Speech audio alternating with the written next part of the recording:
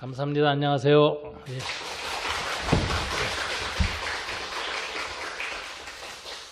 오늘은 이제 출애굽기의 가장 핵심 사건 중에 하나가 시내산에서 율법을 받는 사건이죠.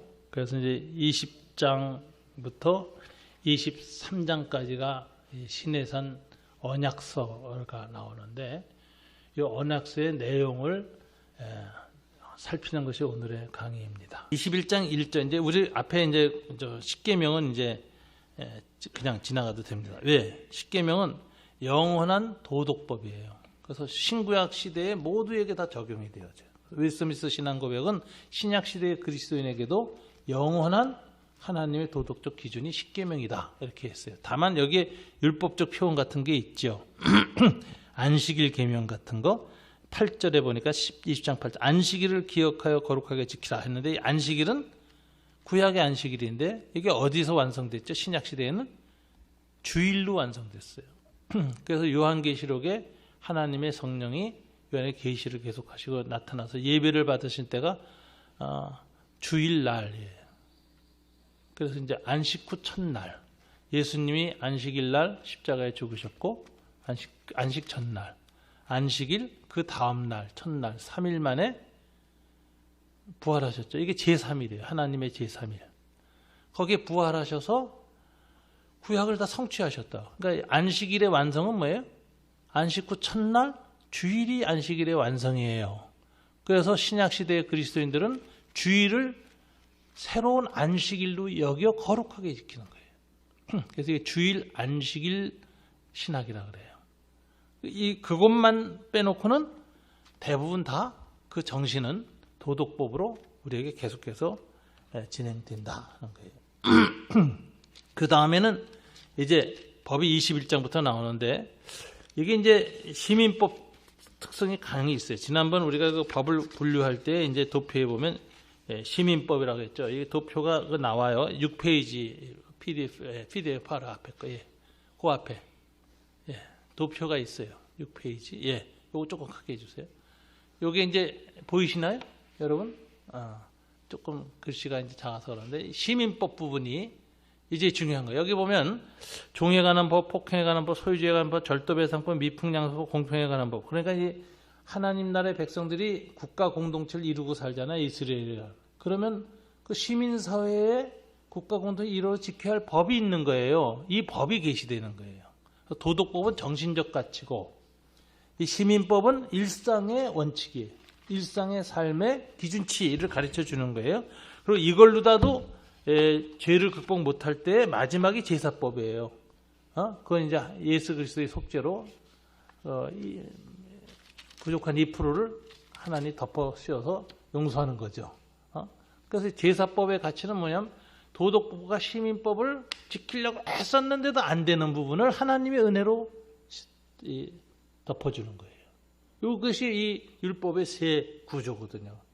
지금 공부하는 건 이제 시민법 구조예요. 시민법은 뭐냐면 하나님의 백성의 일상의 삶, 공동체에서 일상의 삶에서 어떻게 법을 적용해야 될 것인가에 대한 예일, 예이.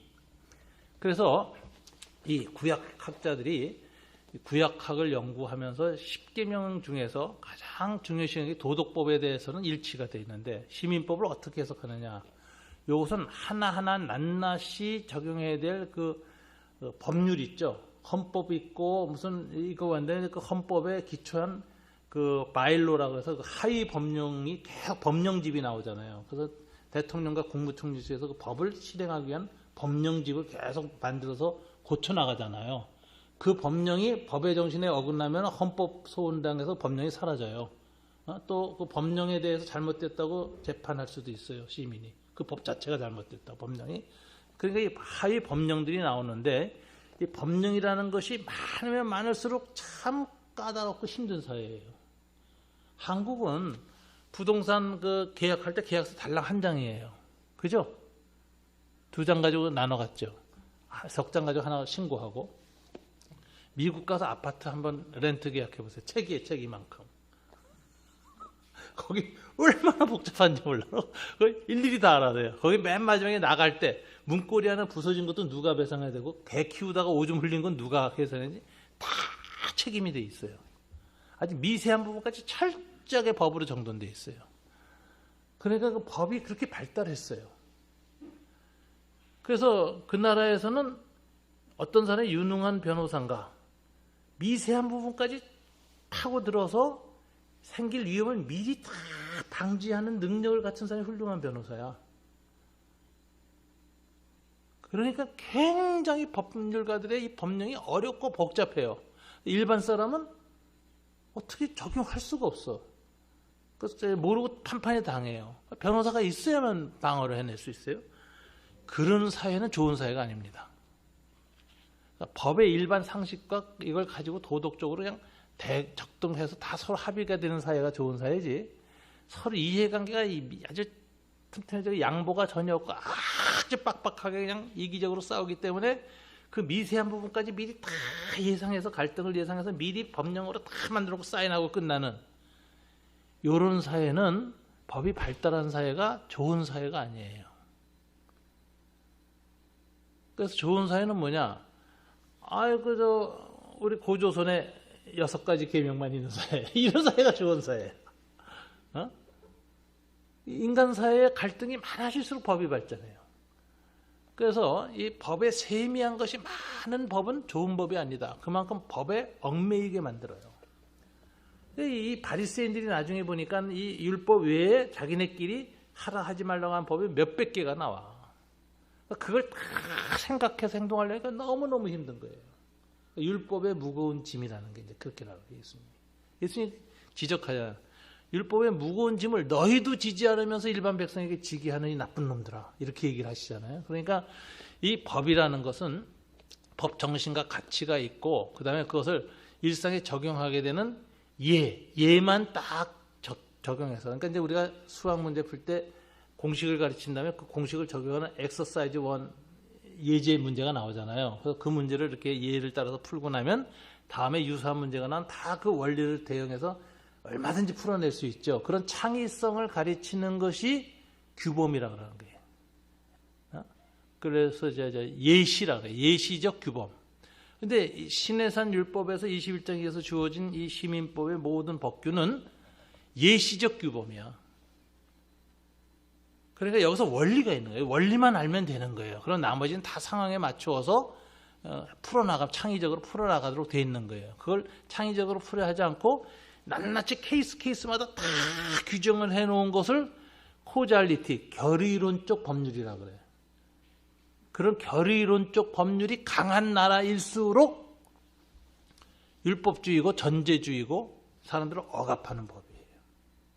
그래서 이 결의론이라는 말이 이제 철학 용어이기 때문에 이해하기가 이제 어려운데, 코잘리티라는 건데 이런 뜻입니다. A와 B, A is B라는 문장이 있어요. 하나님은 is, God is love, 사랑이다. 요거는 다 인정해요. 근데 거꾸로 사랑은 love is God, 이건 맞을까요? 틀릴까요? 맞는 것 같지만 틀리죠. 왜? 하나님 훨씬 더 큰 개념이에요. 하나님 안에 내포된 한 개념을 가지고 뒤집어서 하나님을 그걸로 규정하는 것이 결의론이에요. 이게 율법주의예요. 하나님 작은 법으로 묶어놓는 거예요. 하나님도 묶고 우리도 묶고. 그래서 결의론이라는 건 이렇게 A와 B 사이의 논리에 있어서 B를 A로 대체해버리는 거예요. 하나님이 법을 주셨는데 법 자체가 하나님이 돼버려. 그러면은 인간이 법의 노예가 되지. 그러니까 율법은 결의론이 강해요. 근데 예수님은 그런 식으로 법을 얘기하지 않아요. 법의 정신과 원리를 가르치고 끝이에요. 나머지는 건강한 법 정신에 의해서 너희가 스스로 자유롭게 상황에 맞춰 판단하라. 이런 내용. 이게 이제 법규라는 말이에요. 법규라는 말은 그 예시적 규범, illustrative norm이라고 부릅니다. 이것을 우리가 정확하게 이해해야 됩니다. 법규란 무엇이냐? 21장 1절에서 뭐랬죠? 네가 백성 앞에서 세울 법규는 이러하니라. 법규라는 용어. 제가 지금 설명을 했습니다. 이해가 가셨죠? 법규란 뭐냐? 이게 규범적인 것이다.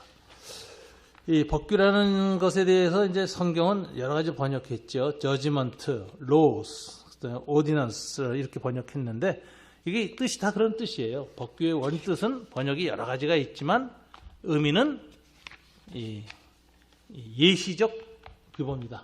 이렇게 생각합니다. 예시적 잣대. 자, 그러면 이제 먼저 법규의 실례를 봅시다. 21장 2절 보여요. 첫째, 법의 정신은 뭐죠? 자유예요, 자유. 이 모든 법은 자유의 정신에 의해서 시행해야 돼. 그러니까 이제 21장 2절 한번 읽어볼까요? 내가 히브리 종을 사면 그는 6해 동안 섬길 것이요 7해에는 몸값을 물지 않고 나가 자유인이 될 것이라. 이거는 주변의 모든 문화가 노예 문화죠. 그러니까 이스라엘의 노예 문화가 아예 없느냐? 있어요. 히브리 종을 사면 사람이 게을러서 파탄이 일어나거나 질병이 들어서 파탄이 일어나면은 살아남는 방법은 부잣집에 종이 되면 먹고 살게 돼. 이게 이제 저희 생존의 마지막 방식이 자기 몸을 파는 거예요. 뭐 오늘날도 마찬가지 아닙니까? 빚의 마지막은 자기 장기 콩팥 파는 거 아니에요. 몸을 파는 게 마지막 살아남는 길인데 이게 세상의 문화의 흔적이에요. 그런데 나 어저께 참 그 임진왜란 역사 공부 들으면서 나 깜짝 놀랐네. 이 토요토미 히데요시가 그 전비가 이제 정유재란 하면서 딸리니까 조선인 포로를 전부 포르투갈하고 교제하고 있었잖아요. 유럽 시장에다 내다 팔았어요. 나 처음 알았어요. 10만 명이 유럽의 노예로 팔려갔어요. 깜짝 놀랐네. 임진왜란 때. 그래가지고 이 조선인을 잡으면 무조건 굴비처럼 끌고 가가지고 노예 시장에다 팔아먹어서 전비를 댔다는 거야. 야, 이게 대항해 시대의 노예 무역 제도라고. 그게 영국이 포르투갈 뭐 다 스페인이 다 그렇게 했거든요. 아프리카에서 노예 잡아다가 팔아먹고 전쟁에서 진나라 잡아다 노예 팔아먹고 이랬어요. 근데 그걸 일본이 포르투갈하고 같이 합작해서 한국 조선 사람을 이렇게 팔아먹었더구만. 그건 모르는 역사인데 그때 끌려간 조선이 어떻게 살아나는지 누가 소설 하나 쓰면 좋을 것 같아. 이게 기가 막힌 일이죠, 진짜. 주변 문화가 다 노예 제도예요. 근데 이 노예를 통한 생존은 하나님이 문화적으로 허용을 해요. 이게 뭐냐면 점진주의라는 거예요. 성경의 도덕성은 노예를 반대하지만 그 당시의 문화적 수준에 맞추어서 하나님이 점진적으로 노예 해방으로 끌고 가는 거예요. 그래서 목표가 뭐냐? 6해 동안 섬기고 7번째 해, 안식년이죠. 하나님의 통치가 완성되는 해에는 어떻게 하라? 해방시켜라. 몸값을 물지 않고. 프리. 이게 하나님의 정신이야. 값없이 은혜로 자유인이 되는 것. 이스라엘이 그렇게 애국의 노예였다 그렇게 풀려났잖아요. 그걸 그대로 이스라엘이 내국의 법으로 적용합니다. 노예 해방은 18세기에 이루어졌어요. 영국에서 기독교인들이 노예 해방을 위한 투쟁을 시작했고 미국에서 에이브람 링컨이 전쟁을 통해서 노예 해방을 완성시켰어요. 불과 인류 역사에서 얼마 안 됐는데 이 율법은 언제죠? 지금으로부터 1500년 전, BC 1500년 전 법이에요. 그러니까 지금부터 3500년 전 법이에요. 그 당시에 노예 해방이라는 건 개념 자체가 없을 때예요. 이때는 모두가 인간을 포로나 뭐 전쟁에서 지면 다 잡아서 노예로 삼고 팔아먹고 인간을 물건 취급하고 짐승 취급했던 때인데 이스라엘만 유일하게 3500년 전에 노예 해방법을 가져요. 여러분 이거 어떻게 생각하세요? 겨우 100년, 200년 전에 현생 인류가 요즘 현대인이 이뤄낸 것을 이미 3500년 전에 율법을 통해서 계시하셨다. 그러면 이런 노예 해방법 같은 것은 인간의 사상에서 나온 법일까요? 아니면 하나님의 계시로 주어진 법일까요? 이게 그 당시의 문화적 수준은 워낙 초월한 탁월한 가치가 있어서 이거는 인간이 스스로 만든 법 가치가 아니라 뭐죠?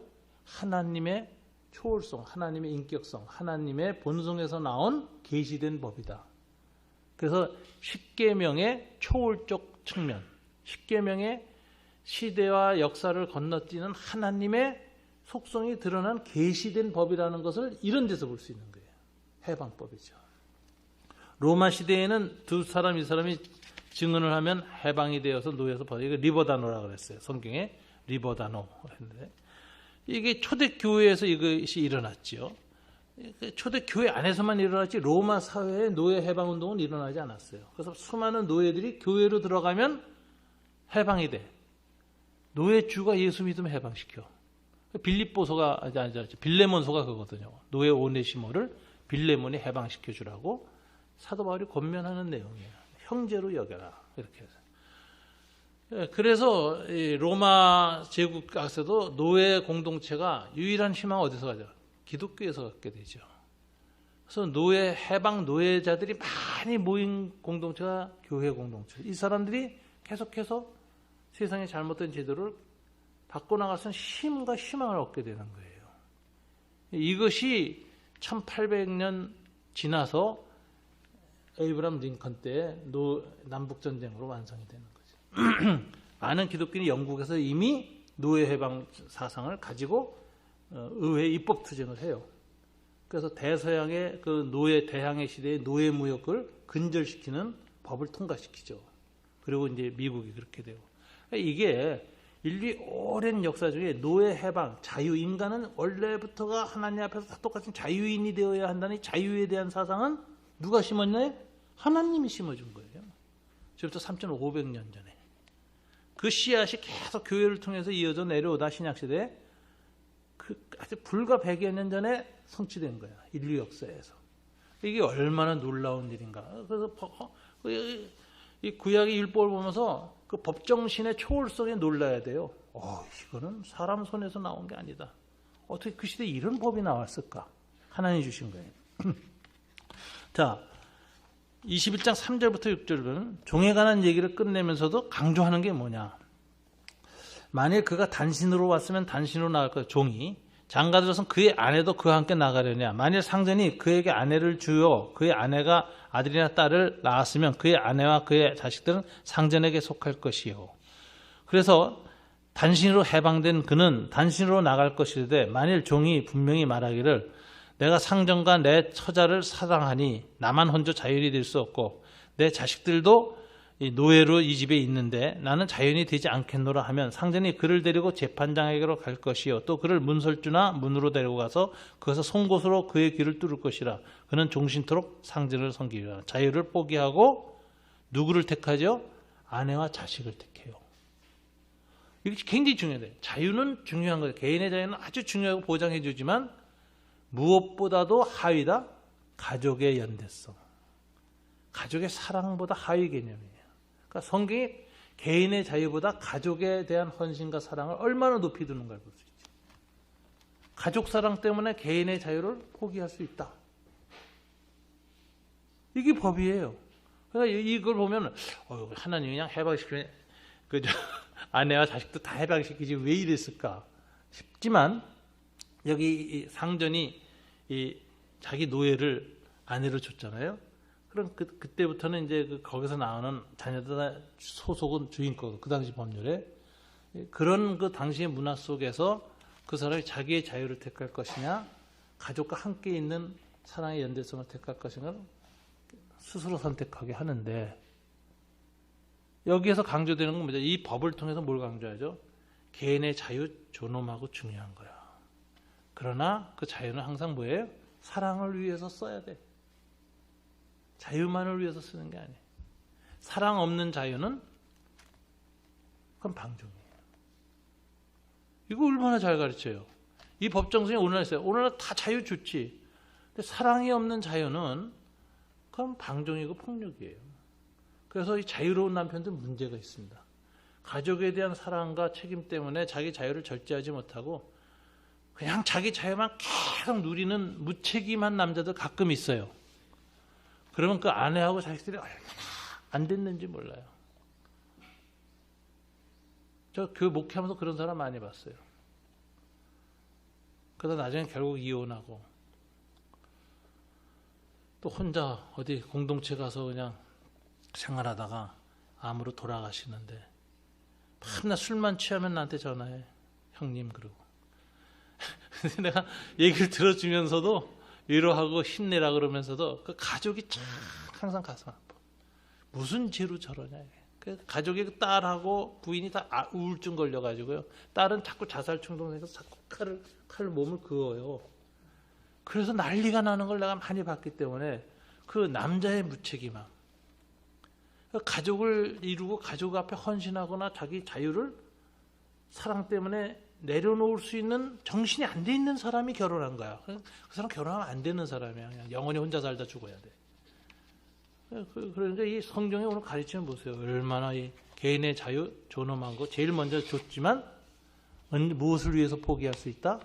가족에 대한 헌신과 사랑 때문에 내려놓을 수 있다. 이거 굉장히 중요한 오늘날에도 마음에 둬야 할 교훈입니다. 21장 7절부터 11절을 보면 여성의 성적 존엄성과 생존권 보장에 관한 예가 나와요. 21장 7절부터 보죠. 제가 읽습니다. 사람이 자기의 딸을 여종으로 팔았으면 그는 남종같이 나오지 못할지며. 왜 그럴까요? 여성은 남종처럼 자유롭게 나오지 못해요.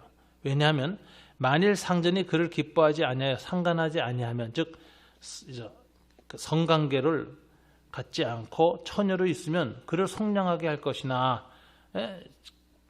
풀어질 수 있어요. 만일 상전이 그 여자를 속인 것이 되었으니 외국인에게는 팔지 못할 것이에요. 이게 무슨 소리냐면 상전이 여종을 데려갔을 때에는 그 여자를 딸이나 며느리나 아내로 맞이하도록 하는 의미가 있어요. 근데 그런 일을 안 했을 경우에는 속인 것이 되는 거예요. 상전이. 어느 사람의 자유인의 딸을 노예로 상전이 받아들였을 때는 자기가 아내로 삼거나 아니면은 며느리로 삼을 것을 전제하고 받아들이는 것인데, 만약 그러지 않았을 경우에는 자유롭게 내주는데 외국인에는 팔지 못해. 왜? 외국인한테 가면 그런 여성에 대한 성적 존엄성에 대한 보장이 없어요. 그러니까 외국인한테는 팔지 못하고, 만일 그를 자기 아들에게 주기로 해서 그를 딸같이 대우할 것이요, 며느리로 삼아서 딸처럼 여겨야 된다. 여자의 성을 노예의 성이라 하더라도, 여성 노예 성이라고 하더라도 동등하게 취급한다. 자유인의 여성의 성하고 동등하게 취급한다. 자기 아내로 삼든지 며느리로 삼아야 된다. 이게 이제 율법이에요. 그러니까 이 노예 여성에 대해서 남성들이 함부로 성을 착취하지 못하겠죠. 관계를 맺었으면 아내나 딸을 만들어야 돼. 이게 이제 법이에요. 그 다음에 21장 10절부터 11절. 만일 상전이 다른 여자에게 장가들지라도 그 여자의 음식과 의복과 동침만 끊지 말 것이요. 첩이 되었었죠. 장가들었죠. 여종이 첩이 됐어요. 그래도 생존권 보장해야 돼. 음식과 의복과 동침하는 것을 끊지 말 것이며 의무적으로 들어가서 아내로서 대우를 해야 돼. 그가 이 세 가지를 시행하지 아니하면 여자는 속전을 내지 않고 자유인이 돼서 거저나갈 것이요. 자유를 줘야 돼. 이 의무를 안 행하면 되는 거예요. 생존권과 여자로서, 아내로서 혹은 첩으로서의 일부 다처제 사회니까 그 기본권을 보장하지 않는다면은 자유인을 만들어줘야 돼. 그래야 또 시집도 가고 또 자기 삶을 살 거 아니에요. 이게 생존권, 출산권, 성적 존엄성을 보장하고 이것을 시행하지 않는 상태에서의 억압적 노예로 만들어서 안 된다. 자유를 시켜라. 이거 굉장한 법입니다. 그 당시 문화에서. 우리가 보면 3,500년 전에 고대 하므라비 법전하고 비교해보면 깜짝 놀랄 만한 내용. 이런 법이 없어요. 남녀평등법 출애굽기 21장 28절부터 32절. 소가 남자나 여자를 받아서 죽이면 그 소는 반드시 돌로 쳐서 죽일 것이요 그 고기는 먹지 말 것이며, 임자는 형법을 명하려냐. 소가 본래 받는 버릇이 있고 그 임자는 그로 말하여 경고를 받았을 때 단속하지 아니하면, 이게 이제 단속해야 되는데, 남녀를 물론하고 받아 죽이면 그 소는 돌로 쳐 죽일 것이 임자도 죽일 것이며. 자, 이거 뭐죠? 재해보상법이지. 소가 나쁜 성질 사람 봤는데도 그거 관리 안 하고 놔둬가지고 물어서 죽이면 주인이 죽어. 요즘 개 키우다가 이런 일 많이 나죠? 그럼 개가 물어서 사람 죽였으면 주인을 죽여. 요즘도 안 그래요. 근데 옛날에 그랬어요. 이거 엄청난, 요즘 말하면 소위 재해보상법이죠. 이거 벌써 이미 그때 주어졌어요. 만일 그에게 속죄금을 부과하면 부릇 그 명령한 것을 생명의 대가로 낼 것이요. 그러면 이제 돈을 내고 죽지 않을 수 있어요. 아들을 받든지 딸을 받든지 이 법규대로 그 임자에게 행할 것이면 무슨 소리예요? 남녀 똑같은 가치다 이거예요. 아들은 받았으면 죽이고 딸 받았으면 안 받아도 돼. 이게 아니에요.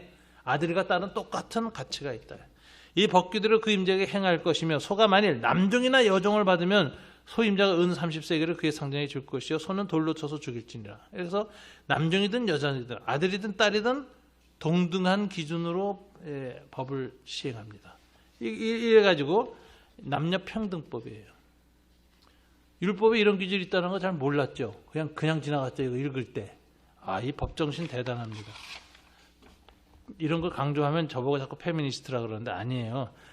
법을 보면은 하나님이 약자와 여성과 노예에 대해서 얼마나 애정을 갖고 계신지 알 수 있는 거예요. 자, 신분평등법 21장 12절. 사람을 죽인 자는 반드시 죽일 것이며. 이거는 그냥 보면 몰라요. 하무라비 법전하고 비교해보면 탁월성을 알아요. 당시 하무라비 법전이 모세율법보다 300년 전에 만들어졌습니다. 바벨론에서. 자, 모세가 하무라비 법전을 알까요? 몰랐을까요? 애국 궁전에서 왕실의 자녀로 태어났기 때문에 고대 왕국의 법을 다 알았고 기본 교육을 받습니다. 그러니까 하무라비 법전을 알았을 가능성이 많아요. 그래서 이 모세 율법도 이렇게 조문 쓰는 거 보면 하무라비 법전하고 문장이 비슷해. 내용상으로는. 근데 법 정신은 완전히 달라요. 이게 아주 놀라운 점이에요. 하무라비 법전은 어떻게 되느냐? 계급에 따라 형벌이 차등돼요. 봐요. 하무라비 법전 203조. 시민의 지위를 가진 자가 그 동등한 지위를 가진 자의 뺨을 때릴 경우 은하 한 문화로 부상할 것이다. 그런데 만일 시민의 노예가 자유인 시민의 지위를 가진 자의 뺨을 때린 경우에는 귀를 자르게 될 것이다. 신분에 따라서 사경이 다르죠. 그런데 성경은 뭐래요? 사람을 죽인 자, 살인자는 자유인이든 종이든 상관없이 왕이든 백성이든 상관없이 다 죽일지니 인간의 생명의 존엄성의 가치는 동등하다. 그래서 모든 법은 평등하게 적용된다. 신분에 상관없이 다 고의로 살인한 자는 동등하게 사형에 처할 것이다. 그래서 인간의 생명의 존엄성을 이처럼 평등권으로 보장한 얘기가 없습니다. 고대 법은 다 신분에 따라서 달라요. 언제까지 달라요? 지난 18세기까지 달랐어요. 보통 시민권, 보통 평등권은 프랑스 대혁명 이후에 시작된 거야. 겨우. 여성이 남성하고 동등한 시민권까지는 언제죠? 19세기에 여성 평등권 운동 일어나서 100년도 안 됐어요. 요즘 무슨 정당마다 여성의 권리를 높이겠다고 막 난리치고 그러잖아요. 우리나라는 아주 지금 훨씬 뒤늦은 거고, 유럽은 제가 이제 우리 교회도 그렇잖아요. 열린당이 열 때 여성의 발언권을 3분의 1 이상 보장하고 청년 꼭 보장시키는 거, 이거 국제규율이에요. 제가 국제회의를 많이 나갔거든요. 한국 NGO 대표가 돼가지고 내가 국제회의 많이 참석했어요. 국제회의는 그 나라 대표단을 구성할 때 여성이 딱 3분의 1 이상 와야 돼. 그러니까 그 문 대통령 때도 여성 장관 3분의 1 하려고 애쓰잖아요. 그 숫자 채우려고 애쓴 거예요. 그건 국제규율에 맞는 거예요. 상당히 진보적인 거죠. 현 정권은 그게 하나도 없어. 그러니까 아직도 옛날 방식이야. 변명거리 많아요. 차관급을 여성을 세우려고 하니까 국장에 여성이 없어. 그래서 할 수 없이 차관은 남성으로 돼. 거기서 또 장관 세우려면 다 남자야. 어쩔 수 없다 이러는데 그의 소위 구조적 성차별이죠. 그래서 밑에서부터 여성의 참정권과 동등한 기회를 보장해서 여성 국장들이 많고 거기서 경쟁해서 남성과 똑똑해서 능력 있는 사람이 차관이 되고 능력 있는 사람이 장관 되는 이런 사회로 가야 되는데 우리는 구조적으로 여성은 어느 유리천장에 갇혀서 못 올라오게 돼 있거든. 남성 중심 사회라서. 요거 바꾸는 게 구조적인 성차별이 있다는 걸 인정하는 게 여성해방운동이에요. 근데 이걸 인정 안 하는 것이 기득권이에요. 남성 중심 사회. 근데 윤석열 씨는 그 선상에 갔더라고. 자기는 구조적인 성차별이 없다고 생각한다. 본인은 그렇게 생각하시라 그러고. 일반 사회의 이 관점에서는 굉장히 떨어진 사고예요. 옛날 생각이. 국제사회 다 그렇다고요. 제가 국제사회에 나가봤더니 내가 한국 대표로 많이 로잔 대회 이런 데 다 가보면은 각 나라에서 보면 3분의 1은 여자들이 다 와 있어요. 국제 규범이에요. 자, 신분평등. 그런데 고대의 법에 임한 것이 있다. 그 다음에 21장 23절부터 25절은 증오 억제의 법이 있어요. 제가 한번 읽겠습니다. 그러나 다른 해가 있으면 갚되 생명은 생명으로 눈은 눈으로 이는 이로 손은 손으로 발은 발로 된 것은 된 것으로 상하여 상함으로 때리고 때림으로 갚을지라. 이게 무슨 소리죠? 탈리오의 법칙이라는 거예요. 동해보복법. 동일한 해를 그대로 보복한다. 눈에는 눈, 이에는 이. 근데 이 법의 정신이 뭘까요? 이게 잔인한 게 아니에요. 과도한 보복을 금지하는 거예요. 이 당시에 눈 뽑힌 놈은 목을 쫄르려 그래. 상대방의 목을 뽑으려 그래. 팔 뽑힌 놈은 더 몸에 더 큰 상해를 주려. 보복이 원래 보복이 이렇게 강한 겁니다. 몇 배로 갚으려. 그걸 억제시키는 거예요. 정당한 보복. 이건 무슨 소리냐면은 구약의 율법의 형법은 증오 억제를 전제로 한 것이다. 레위기에도 24장 19절 20절에 사람이 만일 그 이웃을 행하여선 그 행한 대로 그에게 행할 것이니 피상은 피상으로 파상은 파상으로 상처를 입힌 것 눈은 눈으로 이는 이로 갚을지니라. 남에게 손상을 입힌 대로 그에게 할 것이며 이렇게 돼 있어요. 근데 예수님은 이걸 다르게 해석했죠. 마태복음 5장 38절부터 42절. 또 눈에는 눈으로 이는 이로 갚았다는 것을 너희가 들었으나 구약은 그랬어요. 그러나 나는 너희에게 이르노니 악한 자를 대적하지 말라. 누구든지 내 오른뺨을 찍어도 왼편도 돌려대면 너를 송사하여 속옷을 가지고자 하는 자에게 겉옷까지도 가지게 하며 또 누구든지 너를 억지로 오리를 가게 하거든 그 사람과 심리를 동행하고 내게 구하는 자에게 주면 내게 꾸고자 하는 자에게 거절하지 말라. 아, 이건 무슨 소리냐. 증오를 억제하는 능력은 구약의 윤리고 신약엔 뭐죠? 원수까지도 사랑하는 거예요. 이게 더 높인 거야. 예수님의 이 가르침은 타락한 인간의 본성으로 행할 수 없는 경지예요. 뭐로만 가능해요? 거듭나서 성령 충만할 때만 원수 사랑이 가능한 거예요. 그러니까 예수님은 이렇게 법의 정신은 구약에는 아주 소극적으로 보복을 절제하는 것까지를 정의라고 가르쳤지만 원래 율법의 정의는 원수도 사랑하라는 얘기다. 그래서 증오를 억제하고 보복심을 극복하라는 것이다. 이렇게 가르쳤어요. 이게 아주 다르죠. 바울도 그랬죠. 사도 바울도 로마서 12장 17절부터 21절 아무에게도 악으로 악을 갚지 말고 모든 사람 앞에서 선한 일을 도모하라. 할 수 있거든 너희로서는 모든 사람으로 더불어 평화하라. 내 사랑하는 자들아 너희가 친히 원수를 갚지 말고 진노하심에 맡기라. 기록되었으되 원수 갚는 것이 내게 있으니 내가 갚으리라고 주께서 말씀하시니라. 내 원수가 줄이거든 먹이고 목마르거든 마시오라. 그러함으로 내가 숯불을 그 머리에 쌓아 놓으리라. 악에게 지지 말고 선으로 악을 이기라. 증오를 억제해야 됩니다. 그러니까 이 상처를 받아서 증오가 생겼을 때 그 증오를 조절하지 못할 때 악을 악으로 갚는 일이 생겨요. 악의 악순환이에요. 증오의 악순환, 폭력의 악순환. 그러면 다 불행해져요. 남북관계도 폭력의 악순환, 증오의 악순환이 상호 일어나면 한민족 전체가 불행해져요. 한국 사회에서도 양대 진영이 증오를 한쪽에서라도 극복을 못하고 증오로 갚는 일을 하면은 이 남한 사회의 공동체가 다 불행해져요. 증오의 오염이 돼요. 전 선거 끝났으면은 결과가 나왔으면 받아들이고 증오를 통제해야 돼요. 근데 통제 못하는 사람들이 있더라고 주변에 보니까. 그래가지고서는 지나치게 증오를 표현할 때 이건 굉장히 위험하다. 선거 전에는 그럴 수 있다고 쳐요. 그러나 끝나고 난 다음에 통제해야지. 통제하는 사람이 정신적 지도력을 가진 집단이에요. 통제 못하고 계속 그 증오를 재생산하는 사람들은 백성을 이끌어갈 힘이 없는 사람들이에요. 증오를 통제시키지 못하는 지도자들은 전쟁을 일으킨다. 이게 문제예요. 파멸로 간다. 그래서 저는 지금 야당도 그렇고 여당도 그렇고 양쪽이 다 증오 재생산에 아주 앞장서 싸나운 사람들이 나와서 난리쳐.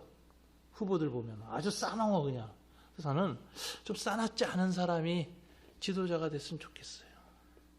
증오를 통제할 수 있는 품격과 인성과 내면의 힘을 갖춘 사람들이 지도자가 되는 세상을 좀 보고 싶어요. 어떻게 양쪽에서 똑같이 싸움꾼들만 나와서 난리치는지 슬픕니다. 이렇게 보면은. 교인들도 선거 끝난 다음에 여전히 남아있는 증오를 계속 뱉어내는 사람들이 있어요. 그거는 그리스도인은 먼저 극복해야 돼요. 그래서 악을 악으로 갚지 말라. 이거 늘 내면에 새기고 그걸 통제하는 힘을 이루는 사람들이 평화를 만들고 화해를 만들고 공동체를 살립니다. 이게 예수의 정신이에요. 저는 그거 참 바람직해요. 그러면 강자가 먼저 용서하느냐? 그렇잖아요. 피해 받은 사람이 먼저 용서하는 거예요. 따고 맞은 놈이 먼저 용서하는 거야. 이게 원리가 그렇게 돼 있어. 그래서 때린 놈이 부끄러운 거야. 때렸는데 화를 안 내. 바본가? 한 대 더 때려. 또 화를 안 내. 저걸 한 번 더 때려. 화를 안 내요. 근데 바보가 아니야. 궁금해. 왜 화를 안 내지 저놈은? 근데 그 사람의 내면의 그 자세를 보고 감동을 받을 때 폭력이 중지되는 거예요. 예수님이 그렇게 죽으셨거든. 그러니까 예수의 십자가에 그걸 보고 증오를 내려놓는 거 아니에요. 그 코바디스 배너 영화에 보세요. 배너가 맨 마지막에 자기의 그 아내 에스더한테 뭐라고 하죠? 십자가에 그분의 마지막 말씀이 내 손에서 칼을 놓겠다. 그 장면이 딱 나와요. 그런 장면을 잘 봐야 돼요. 베너가 그 당시에 이제 열심당 혁명에 가입하는 거거든요. 로마에 대한 무장투쟁을 가기도 했고, 그 다음에 자기를 양자로 삼은 그 로마 장군 아버지한테 반지도 돌려보내고, 이제는 반로마 이 투쟁에 가입하기로 증오의 칼을 갈기로 결심했는데, 십자가 예수의 마지막 아버지 저들을 용서해 주옵소서, 자기가 하는 일은 못하나이다 하는 소리를 듣고 원수 사랑에 감동을 받아서 내 손에서 칼이 떨어졌다. 그거는 그냥 굉장한 고백입니다. 제가 보기에는. 난 배너에서 제일 감동받은 장면이에요. 그게 말하자면 성경의 정신이에요. 자, 오늘 첫 번째 강의는 여기까지만 하고, 조금만 더 하겠습니다. 시간 조금 해서 1시간 하고 조금 하겠습니다. 7번째, 약자 보호. 장애인 보호, 레위기 19장 14절. 귀먹은 자를 저주하지만 맹인 앞에 장애물을 놓지 말고 내 하나님을 경외하라. 나는 여호와를. 장애인을 출입 보장을 해주는 게 여호와를 경외하는 법이다. 그래서 요즘 장애인들 그저 계단 내려가거나 무슨 지하철 타고 갈 때 잘 쉽게 갈 수 있도록 그 통행권, 보행권, 이동권을 보장해 주자. 이게 여호와를 경외하는 것이요. 성경이. 그러니까 장애인들 뭐 도와줄 거 뭐 있냐 이런 식의 그 약자 승자의 그 관점에서 장애인을 바라보는 거 있죠. 이거 아주 나쁜 겁니다. 이거는 공산주의가 제일 심했어요. 공산주의는 노동력의 유용성이 없는 장애인이나 이런 사람들은 돌보지 않습니다. 그 사회보장이 없어요. 공산주의는. 그냥 다 죽게 놔버려도 돌보지 않아. 노동력 있는 사람만 써요. 그런데 장애인에 대한 그 배려를 한 것은 오히려 자유주의 쪽에서 인간의 존엄성을 생겨서 그 사람의 노동적 효율성이 없어도 그 생명을 존귀히 여기고 그 사람이 활동하는 걸 도와줘야 된다. 이것은 자본주의 논리에서 나온 것도 아니고 공산주의 논리에서 나온 것도 아니고 뭐죠? 인도주의 정신인데 이거는 성경의 가치예요. 2000년간 기독교를 통해서 서구 사회에 뿌리내려온 인간의 존엄성의 가치. 노동 효율성이 없어도 그 인간의 생존권은 귀한 것이다. 이게 성경이 가르쳐준 거라니까. 이렇게 해서 이런 게 나오죠. 사회적 약자 보호. 너는 과부나 고아를 해롭게 하지 말라. 만일 그들을 해롭게 함으로 그들이 내게 부르짖으면 내가 반드시 그 부르짖음을 들으리라. 약자 보호법. 사회적 약자 쪽을 쓰는 거예요. 그래서 기독교는 약자 보호법에 앞장서는 거예요. 하나님은 약자 편이에요. 그걸 또 왜곡시켜서 하나님은 노동자 편이다. 또는 프로레타리아 편이다. 하나님은 막스주의자다. 이렇게 해석하면 안 되고 체제가 무엇이든 간에 그 체제의 약자를 보호하는 게 하나님의 법이에요. 약자 보호법을 우리가 아주 하나는 약한 자 편이다. 경제적 약자. 출애굽기 22장 25절부터 27절이죠. 만일 너와 함께한 내 백성 중에서 가난한 자에게 돈을 꾸어주면 너는 그에게 채권자 같이 하지 말고 이자를 받지 말 것이며 만일 내가 이웃의 옷을 전당 잡거든 해가 지기 전에 그에게 돌려보내라. 그것이 유일한 옷이라. 그것이 그의 알몸을 가릴 옷인지 그가 무엇을 입고 자겠느냐. 그가 내게 부르짖으면 내가 들으리니 나는 자비로운 자임이니라. 개인적 관계에서 이자 받는 것을 상당히 금지하고 있고 그 다음에 은행이나 공공기관을 통해서 이자 갚는 건 상관없어요. 그래서 이제 벌써 자본주의 사회에서의 기독교 윤리는 공공이자 이상을 받지 말라 하는 것이죠. 그러면은 그것은 고리대금업이 되는 거예요. 학대가 되는 가난한 자 학대. 외국인 보호. 너는 이방 나그네 압제하지 말라. 그들을 학대하지 말라. 그들도 애굽 땅에서 나그네였어요. 시민권이 없는 자들을 시민권 없다고 막 학대하고 임금 안 주고 이러면 안 된다 이거지. 외국인 노동자 불법 체류 노동자 돌봐야 한다. 우리가 지금 불법 체류 노동자 모두 몇 만인지 아세요? 합법적인 노동자 말고 불법 체류 노동자가 40만이에요. 지금 계절 노동자라고 해서 이제 정부가 해외하고 계약을 맺고 농촌의 일손 돕기 위해서 6개월, 5개월 비자만 줘서 들여보내는 사람들이 있어요. 그 사람들은 들어오는데 보험을 못 줘요. 6개월 이상 체류해서 세금을 내야 보험을 들 수 있거든, 의료보험. 그래서 계절 노동자가 병 났을 때 못 해요. 그래서 신현의료선교에서는 계절 노동자 의료보험 조합을 우리의 돈 가지고 만들었어요. 그랬더니 강원도 홍천군에서 자기네 와 있는 노동자들을 어떻게 할 방법이 없고 나라에서도 돈 안 줘. 병 났을 때. 병원에서도 의료비 안 줘. 어떡하냐 하는데 우리하고 계약을 해서 우리가 해주기로 했어요. 그래서 한 케이스가 나와가지고 3천만 원 수술해서 병 걸린 채 들어왔는데 몰랐어요. 그래서 여기서 간 농양으로 죽게 생겼는데 병원에 집어넣어서 고치고 우리가 다 돈을 대줬어요. 홍천군이 감동받아가지고 우리 신현의료공제를 국무총리에다가 보고를 했더니 그래가지고 전 계절 노동자를 받아들이는 지역 공동체에서는 신현하고 계약을 맺어라. 그래가지고 지금 홍천군서부터 지금 다른 군들이 계속 들어와요. 그럼 그 사람들이 5개월 동안에 매달 얼마씩 보험료를 내요. 그리고 거기서 사고가 발생했을 때 우리가 병을 책임져야 주는 거예요. 그리고 우리에게 병을 치료해주는 병원은 다 우리하고 계약관계는 기독교인들하고 연대된 종합병원들 이런 데요. 그래서 그 병원에서는 그 환자를 그 의료보험 수가로 해줘. 그리고 그 돈은 우리가 내줘. 그럼 그 돈은 어디서 나냐? 그 사람들이 각 개인이 낸 보험료 그거에서 내는 거야. 그리고 모자라는 것은 우리가 모금한 돈으로 되죠. 그러니까 정부는 공무원들은 굉장히 이거 좋은 일이죠. 해결 못하는 일인데. 그래가지고 국무총리실에 보고됐다고 그저께 보고받았어요. 그래서 굉장히 기분이 좋더라고요. 그래서 제가 어떻게 하니까 각 지자체에서 연락이 계속 오는데 우리도 하게 계약하자고. 좋다 우리 계속해라. 도와줘야 된다. 이렇게 외국인 노동자들을 학대하지 말라 이런 거죠. 그리고 하나님이 사랑하세요. 예. 공평한 집행 출애굽기 23장 2절부터 3절 6절 8절 보면 이 신뢰가 따라서 너는 거짓된 풍설을 퍼뜨리지 말며 악인과 연합하여 위증하는 증인이 되지 마라. 거짓말 거짓 뉴스 전하지 말고 위증하는 자 되지 마라. 23장 2절부터 3절에 보면 다수를 따라 악을 행하지 마라. 여론이 옳다고 많다고 해서 악을 행하면 안 된다. 송사에 다수를 따라 부당한 증언을 하지 말라. 가난한 자의 송사라고 하여 편벽되이 두드리지 말라. 또 가난한 자라고 무조건 진실하고 상관하고 그쪽 편만 들어도 안 돼요. 진실과 정의를 그대로 드러내되 힘이나 다수나 강자 쪽의 입장에서 나온 거짓말에 넘어가면 안 된다. 그래서 너는 가난한 자의 송사라고 정의를 굳게 하지 말라. 거짓말을 하지 마라. 무죄한 자 의로운 자를 죽이지 말라. 나는 악인을 의롭다 하지 아니하겠노라. 너는 뇌물을 받지 말라. 뇌물은 받은 자의 눈을 어둡게 하고 의로운 자의 말을 굳게 하느니라. 그래서 여기서 퍼블릭 저스티스, 공평과 정의를 실현하는 법을 주시는 거예요. 그래서 이 공의, 퍼블릭 저스티스가 공동체의 정의로 이스라엘에게 주어졌고 다른 율법엔 이런 게 없어요.